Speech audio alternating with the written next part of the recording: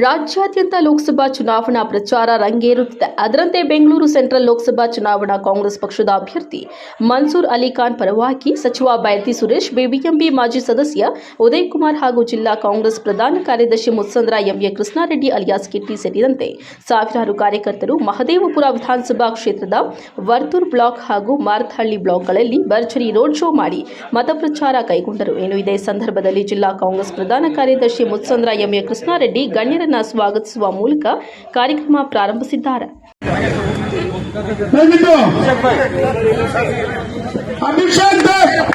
ಅಭಿಷೇಕ್ ಭಟ್ ನಜೀರ್ ಅಣ್ಣನವರು ದಯವಿಟ್ಟು ವೇದಿಕೆ ಮೇಲೆ ಬರಬೇಕು. ನಮ್ಮ ಉದಯ್ ಕುಮಾರ್ ಅವರು, ಜಯರಾಮ್ ರೆಡ್ಡಿ ಅವರು ಕೆಪಿಸಿಸಿ ಸದಸ್ಯರು. ಯಾಕಂದ್ರೆ ಕ್ಯಾಂಡಿಡೇಟ್ ಅಭ್ಯರ್ಥಿಗಳು ಚೆನ್ನಾಗಿ ಕಾಣಿಸ್ಬೇಕು.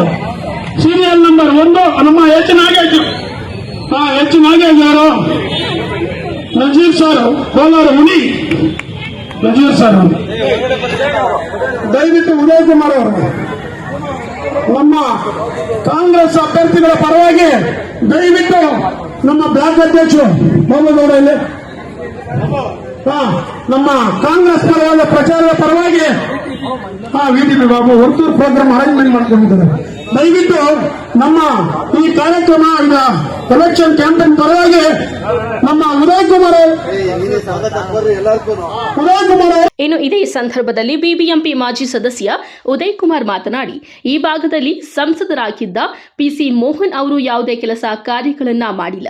ಅಭಿವೃದ್ಧಿಯಲ್ಲಿ ಇವರಿಗೆ ಆಸಕ್ತಿಯೇ ಇಲ್ಲ. ಆದ್ದರಿಂದ ಮನ್ಸೂರ್ ಅಲಿ ಖಾನ್ ಅವರಿಗೆ ಮತ ನೀಡಿ ನಿಮ್ಗಳ ಸೇವೆ ಮಾಡಲು ಅವಕಾಶ ಮಾಡಿಕೊಡಿ ಎಂದು ಅವರ ಬಗ್ಗೆ ಮಾಹಿತಿ ನೀಡಿದ್ದಾರೆ. ಈ ಭಾಗದಲ್ಲಿ ಏನು ಎಂಪಿಗಳಂತ ಸನ್ಮಾನ್ಯ ಪಿಸಿ ಮೋಹನ್ ಅವರು 3 ಬಾರಿ ಎಂಪಿ ಆಗಿ 15 ವರ್ಷಗಳ ಕಾಲ ಯಾವುದೇ ಒಂದು ಅಭಿವೃದ್ಧಿ ಕೆಲಸಗಳನ್ನ ಮಾಡಲೇ ಇಲ್ಲ. ಜೊತೆಗೆ ಎಲ್ಲೂ ಕೂಡ ನಾವು ನಮ್ಮ ಗ್ರಾಮದಲ್ಲಾಗಲಿ ನಮ್ಮ ಮಾದೇಪುರ ಕ್ಷೇತ್ರದಲ್ಲಾಗಲಿ ಅವ್ರ ಮುಖದರ್ಶನ ಕೂಡ ಮಾಡಿಲ್ಲ. ಜೊತೆಗೆ ಗುರುತುಪರಂತ ಕೆಲಸಗಳನ್ನು ಕೂಡ ಎಲ್ಲೂ ಅವರು ಮಾಡೋಕ್ಕೆ ವಿಫಲರಾಗಿದ್ದಾರೆ. ಅದರಿಂದ ನಮ್ಮ ಅಭ್ಯರ್ಥಿಗಳಂತ ಸನ್ಮಾನ್ಯ ಮನ್ಸೂರ್ ಅಲಿ ಖಾನ್ ಅವರು ತಮ್ಮ ಪರಿಚಯನ ಹೇಳ್ತೀನಿ. ಯಾಕೆಂದ್ರೆ ಅವರು ಡೆಲ್ಲಿ ಪಬ್ಲಿಕ್ ಸ್ಕೂಲ್ ನಮ್ಮ ಸೂಲ್ಕುಂಟೆ ವಿಲೇಜು ನಮ್ಮ ಮಾದೇಪುರ ಕ್ಷೇತ್ರದಲ್ಲಿ ಇರೋದು. ಅವರು ಕೂಡ ಯಾಕಂದ್ರೆ ಅನೇಕ ಶಿಕ್ಷಣ ಸಂಸ್ಥೆಗಳನ್ನ ನಡೆಸ್ತಾ ಇದ್ದಾರೆ. ನಮ್ಮ ಮಕ್ಕಳು ಕೂಡ, ಯಾಕಂದ್ರೆ ನಮ್ಮ ಮಗ ಕೂಡ ಆ ಡೆಲ್ಲಿ ಪಬ್ಲಿಕ್ ಸ್ಕೂಲಲ್ಲೇ ಓದಿದ್ದು, ಅದು ಈಗ ಹೇಳ್ತಾ ಇದ್ದೇನೆ.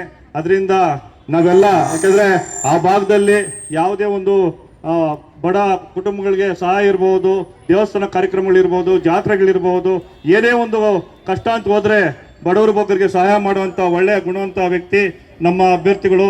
ಅವ್ರ ತಂದೆಯವರು ರೆಹಮಾನ್ ಖಾನ್ ಅವರು ಸುಮಾರು 5 ಬಾರಿ ಎಂಪಿಗಳಾಗಿ ಕೇಂದ್ರ ಮಂತ್ರಿಗಳಾಗಿ ಸೇವೆಯನ್ನು ಸಲ್ಲಿಸಿರೋರು. ಅವರು ಒಂದು ಒಳ್ಳೆಯ ಒಂದು ವಾಕ್ಚಾತುರ್ಯ ಇರುವಂತವರು, ಬುದ್ಧಿವಂತರು, ಕ್ರಿಯಾಶಾಲಿ ಅಂತ ವ್ಯಕ್ತಿ. ನಮಗೆ ಇಲ್ಲಿನ ಸಮಸ್ಯೆಗಳು ಬಹಳಷ್ಟು ಇದ್ದಾವೆ ನಮ್ಮ ಮಾದೇಪುರ ಕ್ಷೇತ್ರದಲ್ಲಿ. ಅದರಿಂದ ಈಗ ರಾಜ್ಯದಲ್ಲೂ ಕೂಡ ನಮ್ಮ ಕಾಂಗ್ರೆಸ್ ಸರ್ಕಾರ ಇರೋದ್ರಿಂದ ಏನು ಇವತ್ತು 5 ಗ್ಯಾರಂಟಿಗಳನ್ನ ನಮ್ಮ ರಾಜ್ಯ ಸರ್ಕಾರ ಏನು ಗ್ಯಾರಂಟಿಗಳನ್ನು ಚುನಾವಣೆ ಟೈಮಲ್ಲಿ ಘೋಷಣೆಯನ್ನು ಮಾಡಿದ್ರು. ಅದು ಅನುಷ್ಠಾನಕ್ಕೆ ತಂದು ಜನಗಳಿಗೆ ಎಲ್ಲರಿಗೂ ಏನಮ್ಮ 2000 ಬರ್ತಾ ಇದೆ ಇಲ್ವಾ? ಎಲ್ಲರಿಗೂ ಹೇಳ್ರಿ ಜೋರಾಗೆ. ಕರೆಂಟ್ ಉಚಿತ ಕೊಡ್ತಾ ಇದ್ದಾರಾ? ಅಂತೆ ಯುಎನ್ಇಡಿ ಏನು ಡಿಪ್ಲೊಮಾ ಹೋಲ್ಡರ್ಗೆ 1500 ರೂಪಾಯಿ, ಡಿಗ್ರಿ ಹೋಲ್ಡರ್ಗೆ 3000 ರೂಪಾಯಿ ಕೊಡ್ತಾ ಇದ್ದಾರಾ? ಫ್ರೀ ಬಸ್ ಬರ್ತಾ ಇದೆ ಇಲ್ಲ? ಜೋರಾಗಿ ಹೇಳ್ಬೇಕು. ಅಂತೆ ಅನ್ನಭಾಗ್ಯ ಯೋಜನೆ ಕೂಡ ಕೊಟ್ಟಿದ್ದಾರೆ. ಈಗ ನಮ್ಮ ಕೇಂದ್ರದಲ್ಲಿ ಕಾಂಗ್ರೆಸ್ ಸರ್ಕಾರ ಕೂಡ ಬಂದ್ರೆ 5 ಯೋಜನೆಗಳನ್ನ ತರ್ತೀವಿ ಅಂತ ಹೇಳಿದ್ದಾರೆ. ಅದಕ್ಕೆ ಈಗ ನಮ್ಮಲ್ಲಿ ಇಲ್ಲಿ ಏನಾಗಿದೆ, ಕುಡಿಯೋ ನೀರಿನ ಅಭಾವ ಜಾಸ್ತಿ ಇದೆ. ಮೂಲಭೂತ ಸೌಕರ್ಯಗಳು ಕೂಡ ಏನು ವಂಚಿತರಾಗಿದ್ದಾರೆ. ಇಲ್ಲಿನ ಶಾಸಕರಾಗ್ಲಿ ಎಂಪಿ ಆಗಲಿ ಇಲ್ಲಿ ಅಭಿವೃದ್ಧಿ ಕಾಣಲಿಲ್ಲ. ಅದರಿಂದ ನಮ್ಮ ರಾಜ್ಯದಲ್ಲಿ ಕಾಂಗ್ರೆಸ್ ಸರ್ಕಾರ ಇರೋದ್ರಿಂದ ಮನ್ಸೂರ್ ಅಲಿ ಖಾನ್ ಅವರು ಬಂದಿರೋ ಅವ್ರಿಗೂ ಸಂದರ್ಭ ಸ್ವಾಗತ ಅನುಭವಿಸ್ತಾ ಇದ್ದೀವಿ. ಈಗ ಇಲ್ಲಿ ಅನೇಕ ಸಮಸ್ಯೆಗಳಿದ್ದಾವೆ. ಈ ಸಮಸ್ಯೆಗಳೆಲ್ಲನೂ ಬಗೆಹರಿಬೇಕಾದ್ರೆ ನಮ್ಮ ಕ್ರಿಯಾಶೀಲ ವ್ಯಕ್ತಿಯಾದಂತ ನಮ್ಮ ಮನ್ಸೂರ್ ಅಲಿ ಖಾನ್ ಅವರ ಗುರುತು, ಹಸ್ತದ ಗುರುತು, ಕೈ ಗುರುತಿಗೆ ತಮ್ಮೆಲ್ಲ ಅಮೂಲ್ಯವಾದ ಮತವನ್ನು ಹಾಕಬೇಕು. ಅವರ ಕ್ರಮ ಸಂಖ್ಯೆ 1ಕ್ಕೆ ಮತವನ್ನ ಹಾಕಬೇಕು. ಯಾಕಂದ್ರೆ ಇಲ್ಲಿನ ನಾಗರಿಕ ಬಂಧುಗಳೇ, ನಮ್ಮ ಏನ್ ಮುನೆಕೊಳಲ ಗ್ರಾಮ ಸುಮಾರು 15 ಬೂತ್ಗಳಿದ್ದಾವೆ.